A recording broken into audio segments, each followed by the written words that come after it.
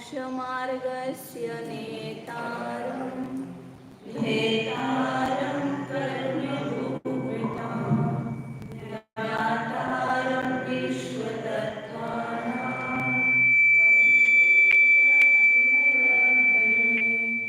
वन्दे तद्गुणलब्धये वन्दे तद्गुणलब्धये। जय बोलो आचार्य उमा स्वामी की जय हो। जय बोलो चारित्र चक्रवर्ती आचार्य शांति सागर जी महाराज की जय हो। जय बोलो प्रातस्मरणीय गुरुदेव समंत भद्रमुनि महाराज की जय हो। जय बोलो आचार्य प्रवेक्षनाथ सुंदर सागर जी महाराज की जय हो। जय बोलो मम दीक्षा गुरु अत्सल्य सिंधु आचार्य श्वेत सागर जी महाराज की जय हो। जय बोलो परम पूज्य श्वेत सागर जी महाराज की जय हो। जय बोलो आर्यका अजितमती माता जी की जय हो। परम पूज्य माता श्री उमा स्वामी तत्वार सूत्र ग्रंथ है।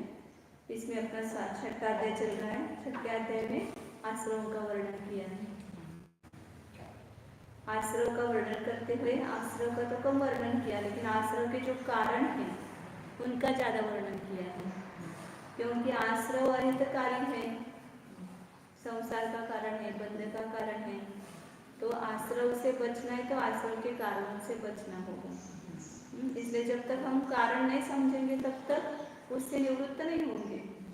कारण का अभाव हुए बिना कार्य का अभाव नहीं होता है। कारण के सद्भाव में कार्य का सद्भाव होता है। इसलिए आश्रम से बचना तो आश्रम के कारण से हमें बचना होगा। इसलिए समझ करके हम कितना अंदर उतारते पता नहीं, इतना बता रहे कि ज्ञानावरण दर्शनावरण के आश्रम के क्या कारण है बताए। ज्ञान संबंधी दूसरों को न देना, ईर्ष्यावत्सर करना, दूसरों के ज्ञान में अंतराय करना, उनके ज्ञान का नाश करना, कोई अच्छा बता रहे तो उसको भी ये करना, ये सब ज्ञानावरण कर्म के आश्रम के कारण बता रहे। तो इनसे हम कितना बचते हैं। ज़्यादा अपन देखते कि धर्म मार्ग आने पर भी संघ में ब्रह्मचारी ब्रह्मचारिणियों में माताजी माताजियों में यदि ऐसा परिणाम बनता है तो कितना तीव्र आश्रय होगा। सामान्य संसार लोग करेंगे तो उनको कम होगा, और हमें जानबूझ करके ये आश्रम के कारण ऐसा समझ करके भी हम यदि करते तो तीव्र आश्रय होगा। इसलिए इससे बचना चाहिए। सब अपने अपनी योग्यता से बढ़ते हैं, कोई किसी के रोकने से कोई ये नहीं होता है, पीछे नहीं हटता है। और दूसरों का उत्कर्ष हो रहा है तो साधर्मिक के उत्कर्ष में जिन गुणों की प्राप्ति के लिए हम पुरुषार्थ कर रहे हैं वो गुण यदि दूसरों को प्राप्त हो जाए तो उसमें उल्टा आनंद मानना चाहिए। दूसरा ज्यादा समझो तपस्या कर रहा है, दूसरा ज्यादा होशियार हो गया है, ज्यादा उसको तत्वज्ञान समझ में आ रहा है, तो उसके ऐसे उल्टा नहीं उसका ग्रहण करना चाहिए। बहुत अवशाना हो गया या इसको बहुत आता है, ऐसा करके उसकी अवहेलना नहीं करना चाहिए। तो इस सब कारणों से हमें बचना चाहिए। आगे अब ये सूत्र पढ़ना है ना, छठे अध्याय के सूत्र बोलो। काय वामन कर्मयोग स आश्रम शुभ पुण्यस्य शुभ पापस्य स कषाया कषायो सांप्रायिके न्यापतयो इंद्रिय कषाया व्रतक्रिया पंचविंशति संहिता पूर्वस्य वेदाः तीव्र मंद ज्ञाता ज्ञान भावाधिकरण विधि विशेषेभ्य तद्विशेषम् अधिकरणं जीवा जीवाः आद्यं सौरभ समारंभारंभ योग कार्यकानुमत कषाय विशेषे स्त्री स्त्री चतुश्चय विषम निर्वर्तना विक्षेप संयोग विसर्गा परम तत्प्रदोष निर्णव आचार्यान्वयाया साधनोपघाता ज्ञान दर्शनावर्णयोः दुःख शोक तापाक्रंदन वद परिदेवना ज्ञानपरोभयस्थानानि सद्वेद्यस्य भूतवृत्त्यनुकम्पारान् सराः संयमान् शांति शौच विधि सद्वेद्यस्य केवली श्रुत सर्वधर्म रेहावरण मार्गो दर्शन मोहस्य कषाय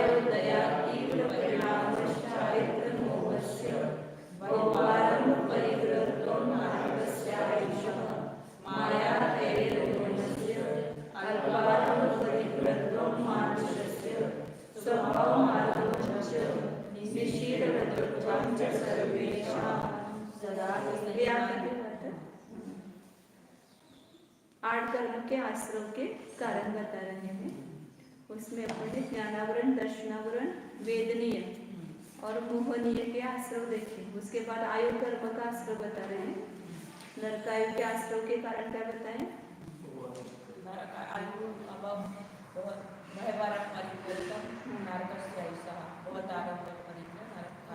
मतलब बहुत आरंभ करना, मतलब दूसरे प्राणियों को पीड़ा जैसे होती है वो आरंभ है। और परिग्रह, मूर्छा, ममत्व परिणाम, वो परिग्रह है। तो इन आरंभ का बहुत करना और परिग्रह भी ज्यादा रखने का भाव, उसमें ज्यादा मूर्छा रखना, ये नरकायु के बंध का कारण बताया आश्रव का। तिरंचायु का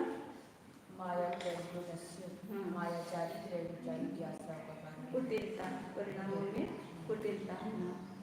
और मनुष्य गति, मनुष्यायु का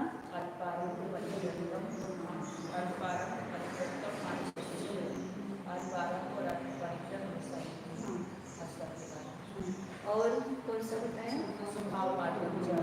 स्वभाव में मृदुता होना, मृदु स्वभाव होना, मतलब लघुता होना, रुजुता होना, अंदर से होना, किसी के उपदेश के बिना। हाँ, स्वभाव मार्गम बताया, बिना उपदेश के ही स्वाभाविक मृदु स्वभाव होना, तो मनुष्य के आश्रव का कारण है। और सभी आयु के आश्रव का कारण क्या होता है? हिंदी में बताओ।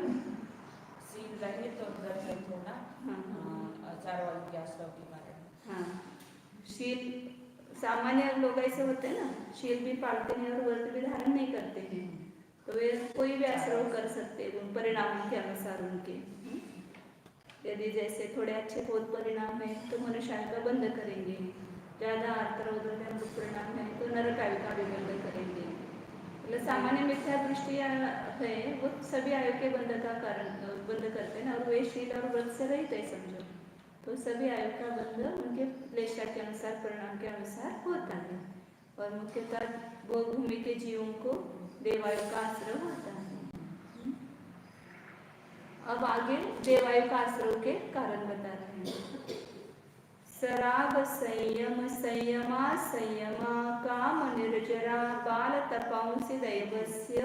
सराग संयम, संयमा संयमा, काम निर्जरा, बाल तपांसि दैवस्य। सराग संयम, संयमा संयमा, काम निर्जरा, बाल तपांसि दैवस्य। दैवस्य, दैवस्य, दैवस्य,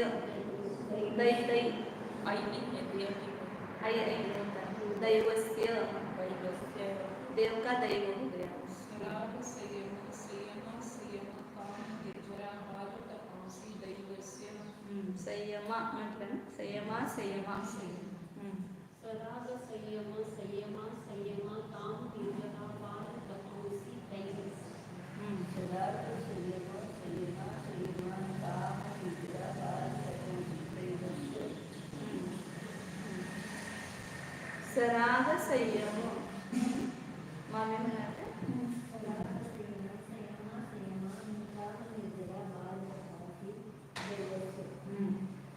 सराग संयम, 4 बताए इसमें, नहीं 5 बताए। सराग संयम, संयमा संयम, अकाम निर्जरा और बालक, 4 बताए। ये देवायु के आश्रय के कारण है। सराग संयम मतलब राग सहित संयम, जैसे छठे गुण स्थान में वहाँ बुद्धिपूर्वक राग विद्यमान है और उसके साथ संयम भी है, इंद्रिय संयम, प्राणी संयम है, तो उसको सराग संयम कहते हैं। तो उस सराग संयम देवायु के बंध का कारण है। मतलब जब भी छठे गुण स्थान में बंद होगा किसी भी मुनि राजों को, तो किसका होगा? देवायु का भी बंध होगा। और संयमा संयम मतलब देश संयम, ये नियम है ना मनुष्य और तिर्यंच में। पहले गुण स्थान में नरकायु की उच्चति होती है, दूसरे गुण स्थान में तिर्यंच और मनुष्य, दोनों की, तिर्यंच और मनुष्य। फिर आगे जो 3 गुण स्थान में बंद होगा तो देवायु का ही बंद होगा ना, तो इसलिए सब देवायु के बंध के आश्रय के कारण बताए। संयमा संयम मतलब देश संयम, रसवद से विरति और स्थावरवद से अविरति, ऐसा जो संयमा संयम रूप भाव है पंचम गुण स्थान वर्ती का, वह भी देवायु के आश्रय का कारण है। अकाम निर्जरा और बाल तक।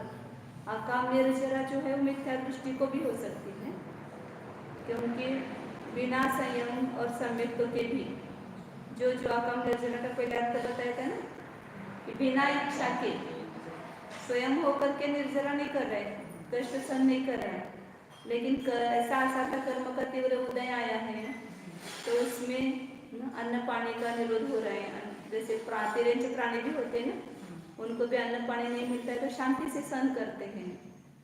कोई जेल में है तो वहाँ उसको खाने को कुछ नहीं मिल रहा है तो शांति से सहन कर लेता है। ऐसे बिना इच्छा के भी जो शांति से सहन करके निर्जरा होती है वो अकाम निर्जरा है। काम मतलब इच्छा, और बिना इच्छा के जो हो रही है। मुनिराज जो है वो इच्छा पूर्वक तपस्या करके कर्म के निर्जरा कर रहे, वो सकाम निर्जरा है। और ये बिना इच्छा के आया कर्म का उदय, लेकिन उसमें भी निर्जरा कब कहलाएगी? यदि शांत परिणाम से वो सहन करता है तो। उसमें यदि आकुलता, संकल्प, दुख, शोक करेगा तो देवायु का बंध नहीं होगा, अशुभ आयु का बंध होगा, नरक तिरंचायु का बंध होगा आर्तरोग्र परिणाम से। इसलिए आकाम निर्जरा मतलब वहाँ पर शांति पूर्वक जो सहन करता है उसको आकाम निर्जरा कहा है। बहू है या कोई भी, या सास में बहू का सहन करती है, पति का सहन करती है बहू पत्नी, तो ये सब शांत परिणाम से सहन करती है, वो आकाम निर्जरा है। बाल तपांसी, और चौथा कौन सा बताए? बाल तप। बहुत सारे ऐसे मिथ्या दृष्टि हैं, शुभलेशा वाले हैं, लेकिन ऐसे बाल तप करते हैं, मतलब अज्ञान पूर्वक किया गया तब। बाल मतलब अज्ञान। अज्ञानता से एक पांव पर खड़े रहते हैं, पेड़ को उल्टे टांगते हैं, कितने दिनों का उपवास करते हैं, जमीन में स्वयं को गाड़ लेते हैं, ऐसे कठोर कठोर तपस्या करते हैं, लेकिन वहाँ पर सम्यक्त्व नहीं है तो उनको भी देवायु का आश्रय होता है। लेकिन उनको ये नियम नहीं कि वो वैमानिक देव में उत्पन्न होंगे, भवनवासी और अंतरवासी वगैरह में भी उत्पन्न होते हैं। सराग संयम और संयमासयम तो वैमानिक देवों के आश्रय का कारण है, और अकाम निर्जर और बाल तप तो भवनतरिक के भी आयु का बंध कर सकते हैं, ऊपर भी जा सकते हैं। ऐसे सबका बताया ना कौन से स्वर्ग तक जाता है, कोई 8वें स्वर्ग तक, कोई 12वें स्वर्ग तक भी जाते हैं। हाँ बराबर, लग्न वगैरह करते हैं वो तो 16वें स्वर्ग तक भी जाते हैं आगे, लेकिन वहाँ पर नियम नहीं है। और भी बहुत सारे ये 4 बताए, उससे अन्य भी जो है देवायु के आश्रम है, जैसे अच्छे मित्रों का संसर्ग करना, संगति करना, कल्याण मित्र संसर्ग, मतलब जो अपने कल्याण में कारणभूत ऐसे जो मित्र हैं उनकी संगति करना, आयतनों की सेवा करना। मंदिर है, घर में कुछ होता है तो हमें कितनी तकलीफ होती है, घर में एकदम साफ सफाई सब करेंगे, लेकिन मंदिर में थोड़ा कचरा पड़ा है तो कभी ऐसे झाड़ू लेकर के मंदिर का सेवा किया, वहाँ के उपकरणों को अच्छे रखना, सब बाकी के आयतनों के, मतलब देव शास्त्र गुरु ये आयतन है, उनकी सेवा ये देवायु के आश्रय का कारण है। अच्छे जो परिणाम है सब लेना, शुभ लेशा रूप, पीत और पिग्म लेशा, शुक्ल लेशा रूप जो परिणाम है सब देवायु के आश्रय के कारण है। पात्रों को दान देना, कषायों का निग्रह करना, तप की भावना करना, निर्दोष पुरुषोपवास का पालन करना, ऐसे बहुत सारे कारण गिनाए हैं। बहुश्रुतपणा मतलब शास्त्र का अभ्यास करना, श्रुत, आगम में तत्परता, मरण काल में धर्म ध्यान रूप परिणति, मरते समय धर्म ध्यान करना, ये सब सौधर्मादि स्वर्ग की आयु के आश्रम के कारण हैं। और सामान्य जो है सम्यक दर्शन की विराधना पूर्वक जो है वो सब भवनावासी आदि आयु के कारण है। तिर्यंच जो है वो भी पंचम गुण स्थानवर्ती होते हैं, संयम संयम पालन करते हैं, चतुर्थ गुण स्थानवर्ती भी होते हैं, तो उनको भी 16वें स्वर्ग तक उत्पन्न हो सकते हैं। जो मिथ्या दृष्टी तिर्यंचे वो 12वें सर्ग तक ही जाएंगे, लेकिन सम्यक दृष्टी तिर्यंचे और देश संयत तिर्यंचे 16वें सर्ग पर्यंत जाते हैं। तो ये सब संयमासेन उनके देवायु का आश्रव का कारण है। सम्यक दर्शन की विराट न हो जाए तो बहुनवास आदि में उत्पन्न होते हैं। सम्यक दर्शन सहित है यदि तो ऊपर के स्वर्गों में उत्पन्न होते हैं। आकाम निर्जरा में और बहुत सारे भूख प्यास का सहना, ब्रह्मचर्य धारण करना, पृथ्वी पर सोना, मल धारण करना आदि परिश्रम से भी खेद खिन्न न होना। स्नान वगैरह नहीं करते तो उसमें मल धारण होता है, तो उसमें खेद खिन्न न होना। दीर्घकालीन रोग होने पर भी असंक्लिष्ट रहना। बहुत सालों तक बहुत सारे जीव ऐसे कि बिस्तर पर लेटे हुए हैं 10-10 साल तक, उनको लकवा है या और भी कुछ रोग है, संधिवात है, तो उठ नहीं सकते, तो बिस्तर पर लेटे हुए हैं। लेकिन लेटे लेटे भी यदि वो संश्लेष परिणाम न करते हुए अपने परिणामों में यदि वह धर्म ध्यान पूर्वक रहते हैं तो उनको भी देवायु का आश्रम होता है। बोले लोगों को ऐसे लोगों को लगता है मैं कुछ नहीं कर पाती हूँ, मंदिर नहीं जा पाती हूँ, बैठ कर के स्वाध्याय सुनने के लिए नहीं जाते हैं, तो ये सब बाहर की क्रियाएं नहीं हुई तो भी बिस्तर पर भी उस रोगों में क्या कर सकते हैं, परिणामों को सुधार सकते हैं। और उसके लिए अन्य लोगों को भी उनको मदद करना चाहिए, उनको जाकर के उपदेश सुनाना, पाठ वगैरह सुनाना, सामायिक पाठ, वैराग्य भावना, ये सब करना, तो उससे उनका भी पुण्य का आश्रय होगा और जो सुनने वाले हैं उनको भी अच्छे परिणाम हो करके देवायु का आश्रय होगा। तो इस प्रकार का रोग में संश्लेष परिणाम न होना ये भी देवायु के आश्रय का कारण है। बाकी सब जो कुतब बताया था, अनशन आदि करते हैं, अग्नि में प्रवेश करते हैं, ये सब कुतब जो है वो भी देवायु के आश्रय का कारण है। आगे और बता रहे देवायु के आश्रय के कारण इतना ही है कि और कुछ है। सूत्र में 4 गिनाए थे ना, सराग संयम, संयमा संयम, अकाम निर्जरा और बालतप। तो और क्या कारण है तो उसके लिए आगे बता रहे हैं। हाँ, मिथ्या में बताया ना कि बाल तप मतलब तप तो कर रहा है, उसकी इच्छा भी अच्छी है, इच्छा का निरोध कर रहा है, लेकिन सम्यक्त्व नहीं है। फिर भी देवगति में तो दोनों जाते हैं ना, मिथ्या दृष्टि सम्यक दृष्टि। तो मिथ्या दृष्टि जाएंगे किस परिणाम से जाएंगे, थोड़ा बहुत तप करते हैं, अकाम निर्जरा करते हैं तो उनको भी देवायु का बंध होता है, शुभ लेशा होती है। तो और देवायु का बंध का कारण क्या है बता रहे, आश्रय का कारण सम्यक्त्वंच, सरल है, सम्यक्त्वंच,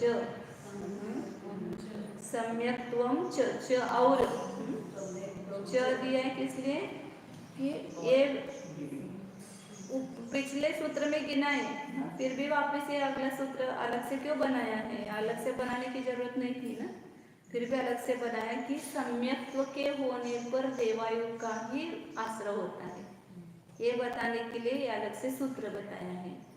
सम्यक दर्शन, अब इसमें भी प्रश्न उत्पन्न किया है, खड़ा किया है कि सम्यक दर्शन कैसे, सम्यक दर्शन तो मोक्ष का मार्ग है, वो बंध का कारण है कि सम्यक दर्शन, सम्यक दर्शन ज्ञान चारित्राणि मोक्ष मार्ग कहाँ है, और यहाँ उसको बंध का कारण कह रहे हो देवायु की। तो सम्यक्त्व डायरेक्ट बंध का कारण नहीं है, सम्यक्त्व तो जो रागांश रहता है, शुभ राग होता है, वह शुभ राग देवायु के आश्रय का कारण होता है।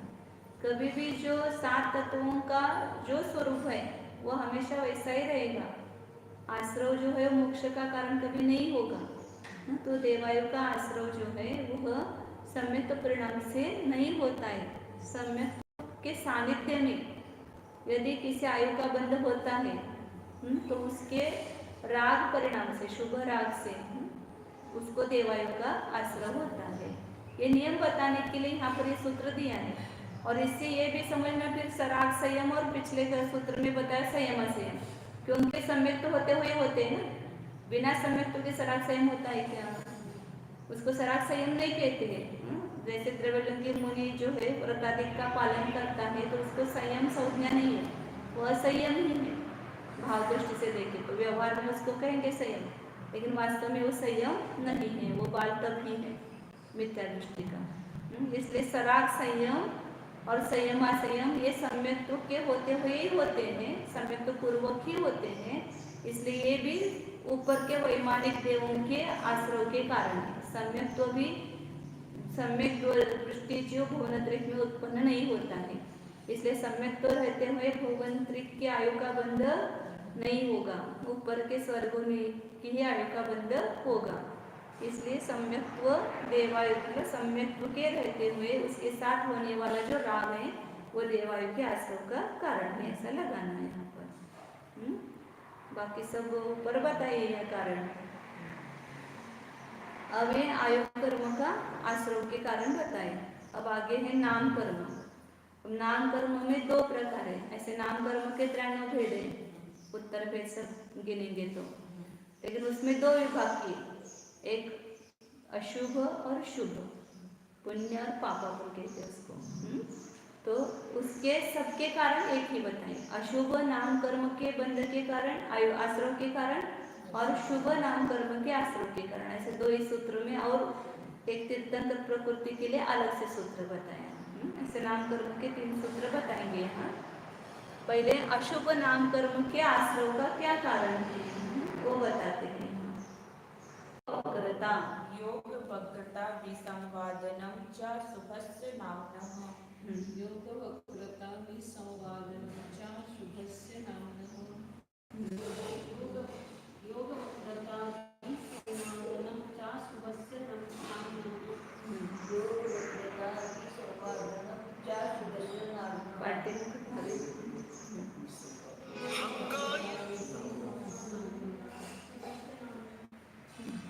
मन मामी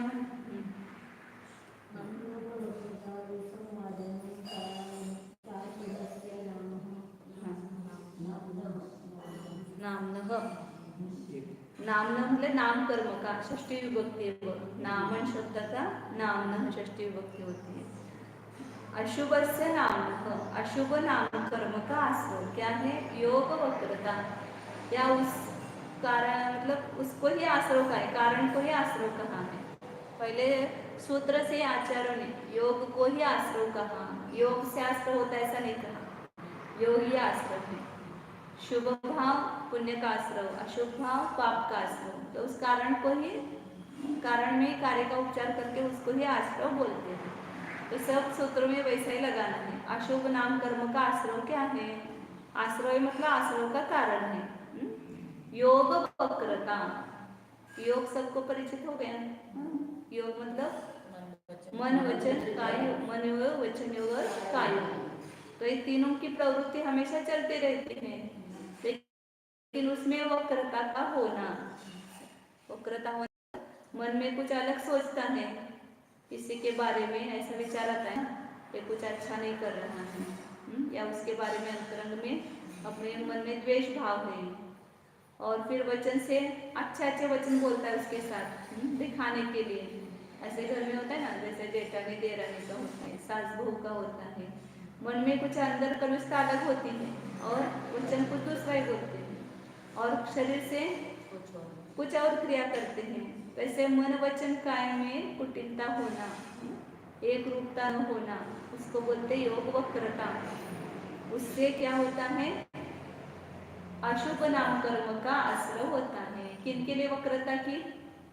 दूसरों को समझ में नहीं आ जाए कि अपने परिणाम क्या है, इसलिए उसको ढकने के लिए ऐसे परिणामों में कुटिलता की, मेरे मन में क्या चल रहा है आपको पता नहीं चलना चाहिए ना, इसलिए आपके साथ अच्छे अच्छे शब्दों का प्रयोग किया। आपके बारे में तो मन में द्वेष चल रहा है और बाहर से मधुर वचन बोलता है, तो वो वक्रता उसने की अपने परिणामों को ढकने के लिए। लेकिन अंदर जो कर्म बैठा है उससे वो ढकेगा क्या? अंदर के परिणामों को कर्म बराबर जानता है। आपने अशुभ परिणाम किए, भले किसी को न पता चले, लेकिन कर्म को तो पता चलते हैं, तुरंत वहां पर अशुभ नाम कर्म का ही आश्रय होगा। शुभ कर्मों का आश्रय नहीं होगा तो किसको क्या दिखाना है अपने को? अपने आत्मा का कल्याण करना है तो अपने परिणामों को सरल रखना चाहिए। कि दूसरों को कुछ भी कहेंगे ऐसा है, कहने दो उनको, लेकिन कम से कम हम तो पाप से बचेंगे। तो इसलिए हमेशा अपने परिणामों में सरलता होनी चाहिए। जैसा मन में है वैसा ही वचन में उच्चारण करना, और वचन है वैसे ही काय से क्रिया करना चाहिए। इसलिए फिर यदि ऐसा आप नियम करेंगे कि मुझे मन वचन काय में वक्रता नहीं रखनी है, तो फिर मन में ऐसे अच्छे विचार करने लगेंगे। क्यों? क्योंकि जो मन में वो उस मुझे बोलना है, तो मन में अच्छा विचार ही करो तो अच्छा ही बोलेंगे, और अच्छा बोलेंगे तो कार्य भी शरीर से भी अच्छा ही करेंगे। इसलिए यदि योग को सरल करना है तो सबसे पहले मन को सरल करना पड़ेगा। मन में हम अच्छा परिणाम करते हैं तो वचन में भी उच्चारण अच्छा ही होगा और शरीर से भी अच्छी क्रिया करेंगे। ऐसा नहीं होता है कभी मन में बहुत अच्छे विचार आ रहे हैं और वचन से कुछ बुरा किया। चालू होता है, सब मन से चालू होता है। पहले मन में आता है, फिर वचन में आता है, सरलता, योग में सरलता होगी। तो इसलिए कहते हैं कि योग की वक्रता, इससे अपने को डरना चाहिए। उससे मुझे अशुभ नाम कर्म का, आज हमें अशुभ नाम कर्म का उदय आता है तो कितना बुरा लगता है। अच्छी आवाज नहीं आ रही है, मधुर लगता है ना, उनके जैसे मेरा भी अच्छा आवाज हो, सब मेरे को प्यार करें, सब मुझे कोई निंदा न करे मेरी, ऐसा लगता है। तो सब ये शुभ नाम कर्म का उदय होगा तभी तो ये हो पाएगा। और शुभ नाम कर्म का आश्रय किन परिणामों से होता है वो देखना चाहिए। तो ये अशुभ नाम कर्म के आश्रय का कारण है योग वक्रता और विसंवादनम। लेकिन उसको ऐसे बातें बताना कि वो उससे अन्यथा प्रवृत्ति करे। ये क्या तुम लेकर के बैठे हो, ऐसा थोड़ी होता है, ये छोड़ दो और ऐसा करो। कोई अच्छा आचरण कर रहा है धर्म का, उससे अन्यथा प्रवृत्ति कराना, ये विसंवादन है। जैसे किसी के अंदर वैराग्य ना हो, वो मोक्ष मार्ग में और वैराग्य ना हो, जैसे तो अगर मैं उसको बोल दिया कि आप दीक्षा मत लो, आपके अंदर वैराग्य नहीं है, तो ऐसे दूर कर देता, क्योंकि उनका फिर वो आगे उनके परिणामों में ऐसे है। और अच्छा उपदेश दो ना, उल्टा निषेध उपदेश क्यों देते हो? अच्छे परिणाम करो, ऐसा उपदेश दो। हाँ, ये तो बोला कि विशुद्धि बढ़ाओ, अपनी अपना आगे बढ़े। सब अपने को अपना पता है, अपना प्रयोजन क्या है। हमें उनका बुराई का विचार है कि उनका कोई अच्छा करने का विचार है, तो उसके ऊपर है ना, अपना प्रयोजन कैसा है उसके अनुसार वो सच उपदेश बराबर, मतलब अच्छा है कि बुरा है उसका संबंध। इसलिए कोई अच्छे परिणामों से आप दे रहे हैं उपदेश उसके भलाई के लिए, तो उसमें बुरा नहीं होगा। तो लेकिन ऐसे भावना से स्वयं को नहीं करना है, दूसरों को भी नहीं करने देते हैं, अन्यथा प्रवृत्ति कराते हैं उनकी, तो वो विसंवादन होता है। ऐसा मत करो, यह करो, ऐसा कहना, ऐसा नहीं आया जाता कि दूसरों से अन्यथा प्रवृत्ति कराना। और च शब्द दिया है, च अशुभ से नाम, तो च शब्द से, और जो नहीं बताई सब लेना, जो जो अशुभ लेशा के परिणाम है वो सब लेना। मिथ्या दर्शन, दुष्ट विषुणता, मतलब दुष्ट प्रवृत्ति, अस्थिर चित्त, झूठे बाट तराजू आदि रखना, जैसे धंधा व्यापार में करते हैं ना लोग, देते समय हल्का तराजू रखना, मतलब जो वजन क्या होते हैं उसको बाटी बोलते हैं। वो दो प्रकार के रखते हैं, किसी को देना है तो ज्यादा मिलेगा, झूठे पाट तराजू आदि रखना। कोई दुकानदार होते हैं ना, इतने प्रामाणिक होते हैं कि कोई भी जाए तो उनका ऐसा अंदर में परिणाम रहता है कि छोटा बच्चा भी जाए तो भी उनको ठगाएंगे नहीं, बराबर उसको पैसे लेकर बराबर मार देंगे। जिनको स्वयं पैसे लेकर बराबर मार देंगे, जिनको स्वयं को संभालना है वो कभी ऐसे पाप प्रवृत्ति नहीं करते। जिनको अपना हित समझ में नहीं आता है, समझ करके झूठी गवाही देना, दूसरों के वर्ण अंगोपांगों का छेद करना, ये सब अशुभ नाम कर्म के आश्रय के कारण है। यंत्र पिंजरा आदि बनाना, हिंसात्मक शस्त्र बनाना, मायाचार करना, वो तो आया योग वक्रता में, दूसरों की निंदा करना, स्वयं की प्रशंसा करना, ये सब अशुभ ही परिणाम है। अशुभ मान कषाय के कारण ऐसा होता है।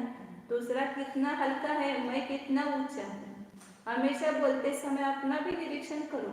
हमेशा हम ये भाषित करते कि मैं बहुत अच्छा करती हूँ, और दूसरा जो करता है वो सब बुरा चाहता ही नहीं है। वो ऐसा करता है, वो वैसा करता है, मैं बहुत अच्छा काम करता हूँ, उसको कुछ आता ही नहीं है, मुझे सब कुछ आता है, ऐसा दिखाते हैं। वे सब परनिंदा और आत्म प्रशंसा के भाव, अशुभ भाव हैं। मिथ्या भाषण करना, दूसरों के द्रव्यों का हरण करना, चोरी वगैरह, महाआरंभ, महापरिग्रह, जो केवल नरकाय का कारण नहीं है, वो सब अशुभ नाम कर्म के आसुर का भी कारण है। बहुत परिग्रह, बहुत आरंभ का भाव। शौकीन वेश धारण करना, नाना प्रकार के कैसे कैसे स्टाइल के कपड़े पहनते हैं, जीन्स पहनते हैं, लड़कियां भी कैसे कपड़े पहनती है, सब अपने अवयव दिखते हैं दूसरों के, ऐसे शौकीन वस्त्र पहनना। रूप का गर्व करना, कठोर असभ्य भाषण करना, ऐसे बहुत सारे अशुभ परिणाम जो है वो सब ले लो। वे सब किसके आश्रम के कारण है?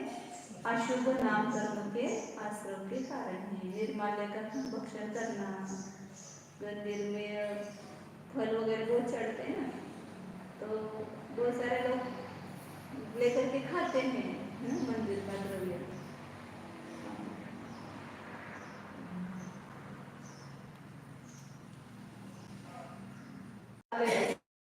वक्रता में सब कुछ आ गया, लेकिन फिर भी अपने परिणामों की अनेक प्रकार का जो है उसको बताने के लिए कैसे कैसे परिणाम करते हैं तो वो बताया। दूसरों में कुतूहल उत्पन्न करना, ऐसे कुछ करके दिखाना कि दूसरों में कुतूहल उत्पन्न हो जाए। जैसे जादूगर करते हैं, क्या बोलते हैं इसको, जादू की खेल करते हैं कि ऐसा एकदम दिखाते हैं आग नहीं लग रही है, वो कहाँ से एकदम ही आ जाता है। ऐसे आभूषणों में रुचि रखना, मंदिर के गंध माल्य धूप आदि का चुराना। मंदिर में कोई द्रव्य ला करके रखा है तो उसमें से थोड़ा लेकर के आ जाना।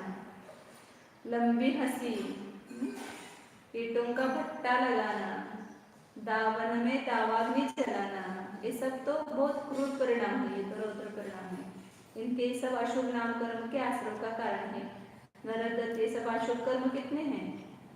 148 में 100 प्रकृतियां अशुभ है, और 48 या 68 ले लो क्योंकि वर्णाटिक दोनों जगह लेते हैं, तो 68 प्रकृतियां पुण्य प्रकृति है। तो इन सब अशुभ प्रकृतियों का आश्रम घाती कर्म सब अशुभ है, और नाम कर्म में जो अशुभ प्रकृतियां हैं वो बाकी घाती कर्म को छोड़ करके एक गोत्र निज गोत्र मतलब 50 प्रकृतियां हैं, एक नरकायु गोत्र और आसाता व्यक्ति, इनको छोड़ करके बाकी 50 जो है नाम कर्म है सब अशुभ प्रकृति। तो उन सब का बनता ऐसे परिणामों से होगा। नरकती जाती, एक जाती, द्वितीय जाती आदि सब, तो ऐसे परिणाम करते तो ऐसे पर्याय मिलती है, जैसा करते हो वैसा भरते हैं। आगे अशुभ शुभ नाम कर्म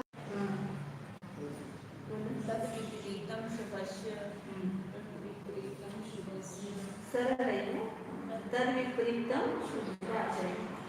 तद विपरीतम एक शब्द में बता दिया कि उससे विपरीत अशुभ नाम कर्म के जो कारण बताए उससे विपरीत शुभस्य, शुभ का शुभस्य नाम न लगाना वहां पर, क्योंकि नाम न शब्द पिछले सूत्र में दिया है।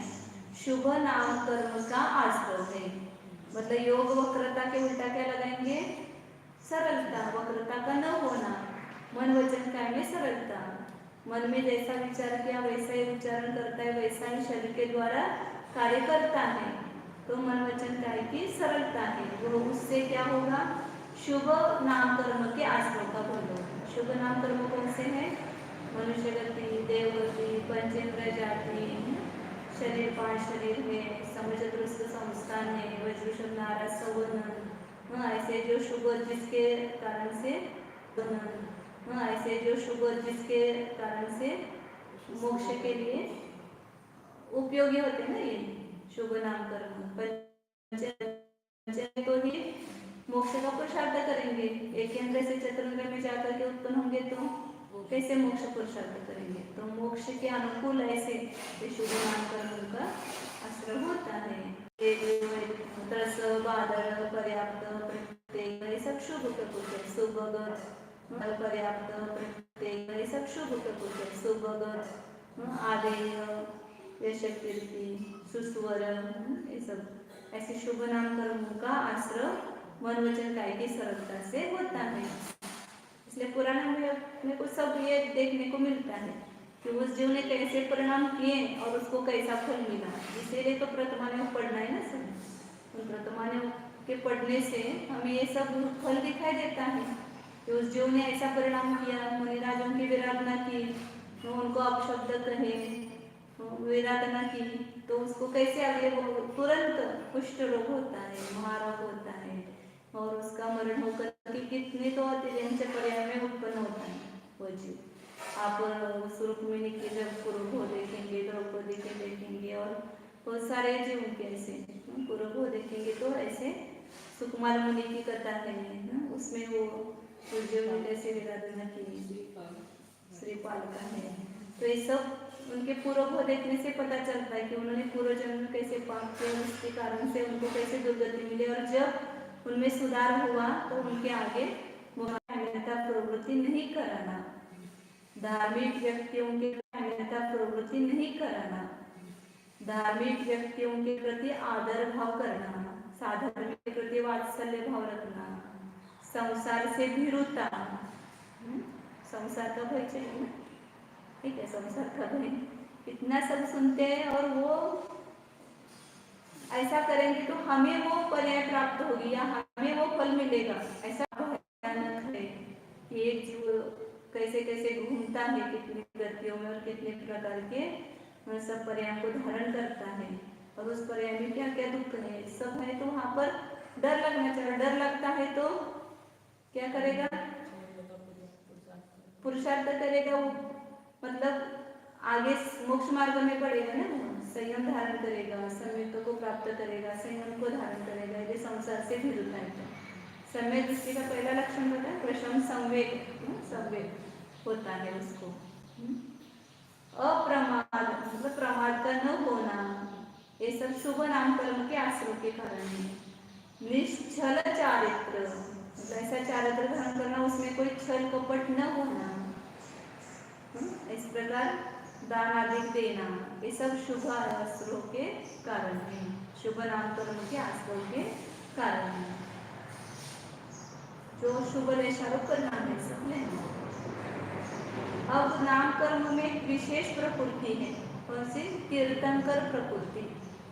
तीर्थंकर प्रकृति ये महा अतिशय पुण्य प्रकृति है, सातिशय पुण्य बोलते उसको। सामान्य जीव को नहीं मिलता है, कोई विशेष समय दृष्टि और जिसके ये 16 कारण भावना होती है वही उस तीर्थंकर प्रकृति के आश्रय को करता है। तीर्थंकर की सीट जो है बहुत कम है, सभी जीवों को नहीं मिलता है। ज्यादा से ज्यादा 170 तीर्थंकर होते एक समय में, मध्य लोक मतलब दायलोक द्वीप में मिला करके, और कम से कम केवल 20 तीर्थंकर रहते हैं। असंख्यात तीर्थंकर तो नरक में वेटिंग लिस्ट में बैठे हुए हैं और स्वर्ग में भी असंख्यात जीव है। ये जो तीर्थंकर प्रकृति का वर्ण जिनको हुआ है ऐसे जीव तिरंजगति में भी है, भोगभूमि में तिरंजगति में, वो तो शाही समिति तीर्थंकर प्रकृति वाले नहीं होते, वो तो शाही समिति की अपेक्षा है। नरगति में और देवगति में और मनुष्य गति में, तो उनके ऐसे अनंत अनुपम अचिंत्य विभूति का कारण जो तीर्थंकर नाम कर्म है, उसके आश्रय के कारण क्या है वो यहाँ बता रहे हैं। नाम कर्म का ही एक भेद है।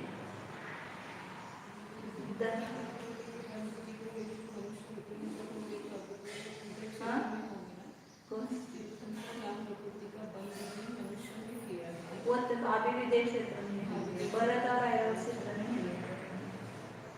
दर्शन विशुद्धि विनय संपन्नता शील व्रते सुनति चारो भीक्ष्ण ज्ञानोपयोग संवेगो शक्तितस्त्याग तपसि साधु समाधिर वैयावृत्यकरण मर्कदाचार्य कौशुत प्रवचन भक्ति प्रावश्यका परिहानिर मार्ग प्रभावना प्रवचन वत्सलत्वमिति तीर्थकरत्वस्य सभी प्रति बोलेंगे। दर्शन विशुद्धि विनय संपन्नता शील व्रतेष्वनति चारो भीष्म ज्ञानोपयोग संवेगो शक्तितस्त्याग तपसि साधु समाधि वैयावृत्यकरण मर्कदाचार्य कौशुत प्रवचन भक्ति आवश्यका परिमाणे मार्ग प्रभावना प्रवचन तत्वार सूत्र का एक लाभ बोध होता है कि ऐसे ऐसे याद होना कठिन है, लेकिन सूत्र याद हो जाते हैं कि सब याद हो जाता है। 16 करण भावना इस सूत्र के माध्यम से नाम कर्म के 93 भेद, एक सूत्र को 8वां सूत्र का, तो पूरा यदि जो तत्वार सूत्र कितना है 5-6 पेज का है, उतना यदि याद हो जाए तो बहुत सारी चीजें अपने को याद हो जाती है। दर्शन विशुद्धि विनय संपन्नता शील व्रते सुनति चारो भीक्ष्ण ज्ञानोपयोग संवेगो के बाद भीक्ष्ण ज्ञानोपयोग संवेगो शक्ति त्याग तपसी साधु समाधि वैया वृत्तिकरण महर्ताचार बहुसुत प्रवचन भक्ति रावस्का परिहारिणी मार्ग परिहारिणी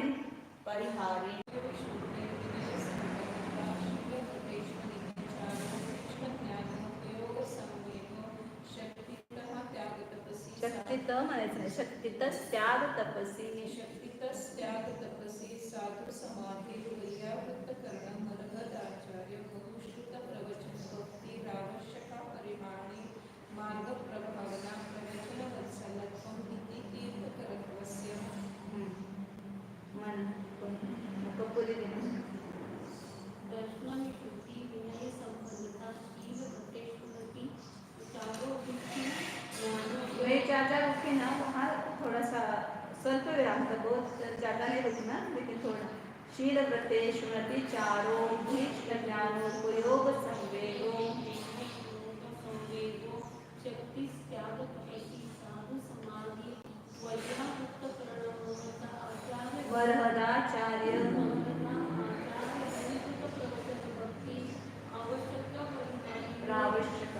रावश्यका परिहारिणी मार्ग प्रभावना प्रवचन वत्सलत्व तीर्थकरत्वस्य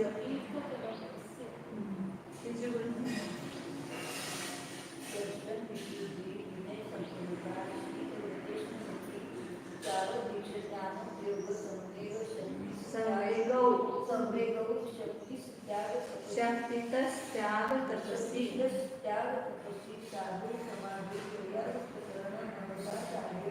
बहुत प्रवचन भक्ति आवश्यका क्रियाणी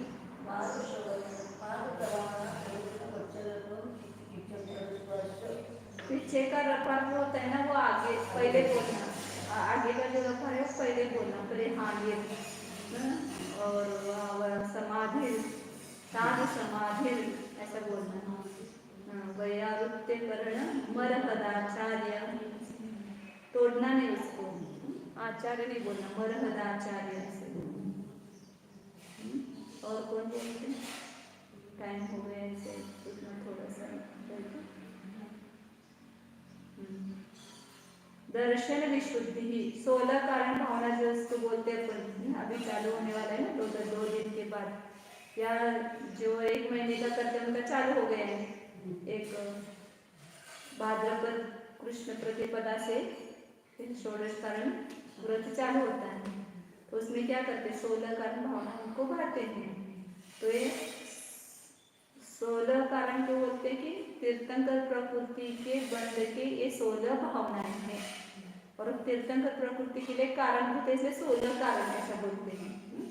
16 जो कारणभूत भावनाएं हैं वो 16 कारण भावनाएं। तो तीर्थंकर प्रकृति का बंध आयु का, तीर्थंकर प्रकृति के बंध का कारण है। कौन कौन सी भावनाएं हैं वो यहाँ पर बताई है, 16 भावनाएं। पहली है दर्शन विशुद्धि, दूसरी विनय संपन्नता, शील व्रतेषु अनतिचार। तो सब कभी कभी दो भावनाओं को एक साथ उन्होंने लिया है, समास किया है। यहाँ पर शील ये अलग अलग तीनों दी है, शील व्रतेषु अनतिचार। फिर चौथी पांचवी को इकट्ठा किया, अभीष्ण ज्ञान, ज्ञानोपयोग और संवेद, इन दोनों को। फिर शक्तितः त्याग और शक्तितः तपस, तप भावना, ये दो एकत्र लिया। फिर साधु समाधि, और फिर आगे वैयावृत्यकरण, अरहत, ये चारों सबको भक्ति शब्द लगाना है। अरहत भक्ति, आचार्य भक्ति, गौशुत भक्ति और प्रवचन भक्ति, चार को भक्ति लगाना है। फिर आवश्यक, मतलब अपरिहानी लेना है उसमें, आवश्यक अपरिहानी, और मार्ग प्रभावना और प्रवचन वत्सलत्व। ये 16 जो है भावनाएं तीर्थकरत्व से आश्रय, इससे तीर्थकर प्रकृति का आश्रय होता है। तो सबसे पहली बताए दर्शन विशुद्धि भावना, और ये बहुत महत्वपूर्ण है।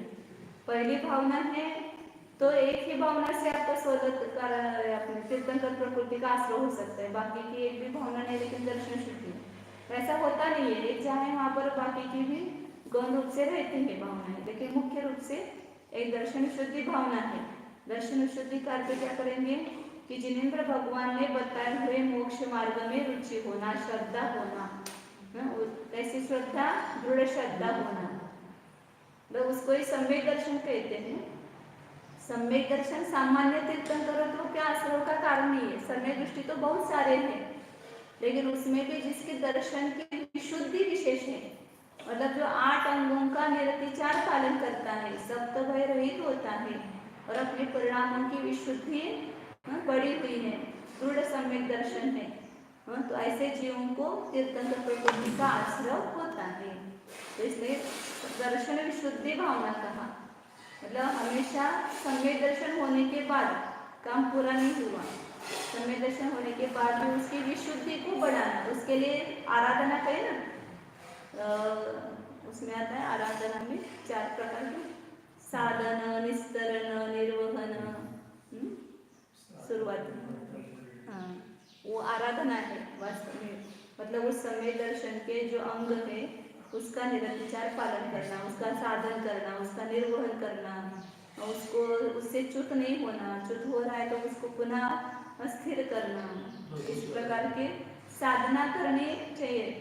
धन प्राप्त करना सरल है, लेकिन धन प्राप्त होने के बाद उसका संरक्षण कठिन है, इसलिए सम्यक दर्शन प्राप्त किया पुरुषार्थ पूर्वक, लेकिन उस सम्यक दर्शन को टिकाए रख करके उसको उद्दीपित करना, उज्जोवनम उज्जोवनम, आराहन साहनम से निर्वहन, उद्योत करना, उसका उद्योत होना चाहिए, प्रकाशित होना चाहिए वो। तो उसके लिए ऐसे परिणामों को बार बार विशुद्ध करना पड़ता है, उसके लिए साधना करनी पड़ती है, विशेष तत्वाभ्यास करते हैं और शुभ भावनाओं को बहाते हैं, तो उससे परिणामों की विशुद्धि बढ़ती है। ऐसे साधु की संगति में जाते हैं, उनके उपदेश को सुनते हैं, तो अपने परिणामों में विशुद्धता आती है। आप देखो कि यहाँ पर कैसे परिणाम होते हैं, घर में जाने पर कैसे परिणाम होते हैं, फर्क होता है ना उसमें बहुत सारा, साधु संगति का भी परिणाम होता है। तो ऐसे 8 अंगों को निरतिचार पालन करना और 7 भयों से रहित होना। 7 भय बताए ना, यह लोक भय, परलोक भय, 7 भय से जो रहित होता है वो निश्चंकित अंग में दृढ़ होता है, उसका निश्चंक अंग जो है वो पुष्ट होता है 7 भयों का अभाव होने से।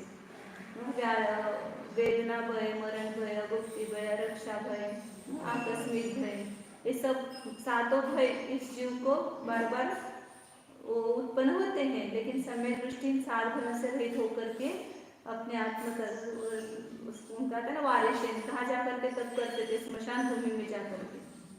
तो निर्भयता का वो प्रतीक है ना, तो वहाँ जा करके ये करते थे। सुदर्शन सेठ जी अष्टमी चौदह कहाँ जा करके खड़े रहते थे, स्मशान भूमि में। कैसे सात भयों से मुक्त रहना और शंकादिक न करना, परलोक इहलोक परलोक की वांछा न करना, धर्म या जो उनके प्रति जुगुप्सा न करना, ग्लानि न करना। उसमें आता है ना पुरुषा सिद्धिपाई में बहुत सा अच्छा शुद्धा आदि स्वयं को या दूसरे को उत्पन्न हो रहे तो उसमें ग्लानि का भाव न होना। और विष्टादिक में तो जो अपवित्र पदार्थ है, शुचि पदार्थ है, निराजों का शरीर वगैरह है, उसकी भी ग्लानि नहीं करना। या उनकी कोई व्यावृत्ति करते समय ऐसे करना पड़ता है तो भी वहाँ पर ग्लानि का भाव न करना। वो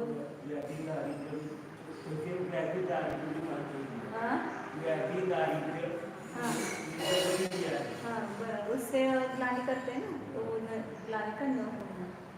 तो ये निर्विचिकित्सा अंग, ऐसे 8 अंगों का पालन करने में तत्पर रहना, निर्विचार पालन करना, ये दर्शन शुद्धि भावना है।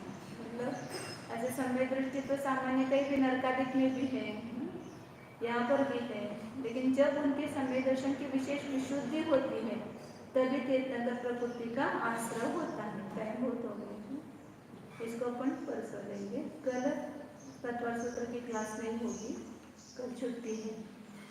और आगे की परीक्षा की भी तैयारी करना है। चौथे अध्याय का एक हो गई ना, अब दूसरी भी परीक्षा होगी तो उसकी भी तैयारी करो। और आगे 5वां अध्याय भी अपना हुआ है, अभी 6वां भी पूरा हो रहा है तो उसकी भी तैयारी करना है। ऐसे तो आज होगा, परसों एक होगा क्लास, कल नहीं होगा। फिर उसके बाद भी तत्व सूत्र का क्लास 16 दिन नहीं होगा, फिर उसके बाद पूरा पुनः होगा 16 दिन। यहाँ पर समय सार का विधान होने वाला है, समय सार की विशेष आराधना होगी। जो जो तत्वार्थ सूत्र सुन रहे वे समय सार सुनेंगे तो 16 दिन में उनका समय सार पूरा हो जाएगा। समय सार में पूरा विषय जो है वो पूरा यहाँ पर विधान के साथ में स्पष्ट किया जाएगा। तो एक विशेष परिणामों की विशुद्धि होगी, क्योंकि समय सार का वाचन ही परम विशुद्धि का कारण है। अमृतचंद्र आचार्य बताए ना, मैं मेरी परम विशुद्धि हो इस समय सार की व्याख्या से। और होता है क्योंकि बार बार उसमें शुद्धात्मा का उपदेश होता है। शुद्धात्मा के उपदेश से इसे अन्य धर्मियों में भी जब देखते हैं कि अध्यात्म का जब होता है तो उनकी भी विशुद्धि होती है। तो यहाँ तो विशुद्ध अध्यात्म का उपदेश मिलता है तो वहाँ परिणामों की विशुद्धि नियम से होती है। तो इस 16 दिन विशेष अपने परिणामों की विशुद्धि करने के निमित्त यहाँ पर समय सार विधान का आयोजन किया गया है। तो आज जो लोग तद्वार सूत्र सुन रहे वो भी इसका लाभ ले सकते हैं। फिर 16 दिन के बाद पुनः तत्वार सूत्र का 7वां अध्याय चालू होगा। एक 6ठा अध्याय परसों पूरा हो जाएगा, उसके बाद में 7वां अध्याय चालू हो जाएगा। हाँ रविवार के पेपर का हाँ दूसरे जो 5वां तैयार कर। चौथे अध्याय के दूसरे दिन है ना, चौथे अध्याय का दूसरा पेपर 2-3 दिन में तैयार होकर के आ जाएगा। तब बताएंगे आपको परसों कब मिलेगा वो। हाँ विधान दोपहर में इसलिए रखा गया है क्योंकि सुबह बहुत सब लोगों को व्रतों की पूजा वगैरह रहती है, 10 लक्षण की, षोडशकरण की, या साधु वर्ग है तो वहाँ पर आहार दान करना है, व्रतियों को सोले का भोजन बना करके खाना है। तो सुबह सबको लाभ नहीं मिलेगा, इसलिए सबको लाभ मिले इस अभिप्राय से दोपहर में विधान का कार्यक्रम रखा गया 1:30 बजे से 4:30 बजे तक। रोज 3 घंटे लगभग 30 गाथाएं, 25 से 30 गाथाएं होगी। उसमें हर रोज उतने गाथाओं पर विश्लेषण होकर के उसका अर्घ्य चढ़ेंगे और सब इसका लाभ लेंगे।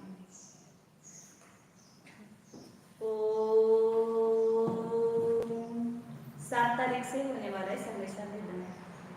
तो आज 3 तारीख है, 4 तारीख 4 5 6 तारीख को क्लास होगी तत्वार सूत्र की। फिर 7 तारीख से समय साल जाना, कल नहीं होगी।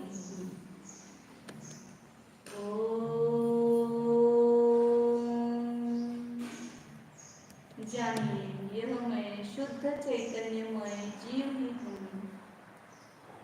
ज्ञान व आनंद का घनपिंड हूँ। देखिए अपने को, अपने में अपने को देखिए, किसमें अपनापन करना है? अपनी वस्तु में ही अपनापन करना है। अपने निज वस्तु कहाँ पर है खोजिए, अपने में ही है।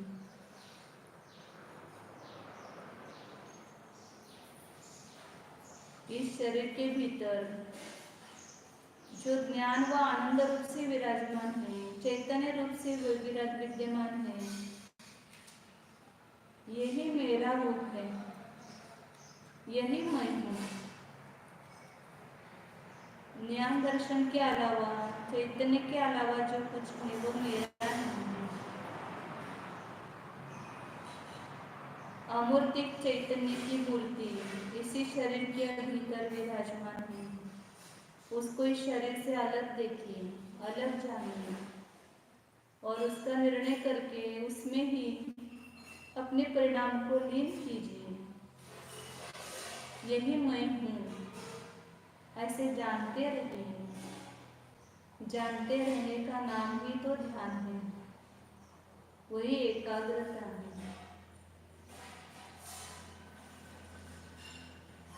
शुद्ध चैतन्य स्वरूप ज्ञानानंद स्वरूप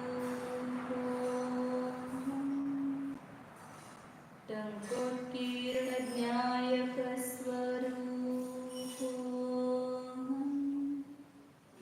निर्मम स्वरूप आनंद घन स्वरूप शुद्ध एको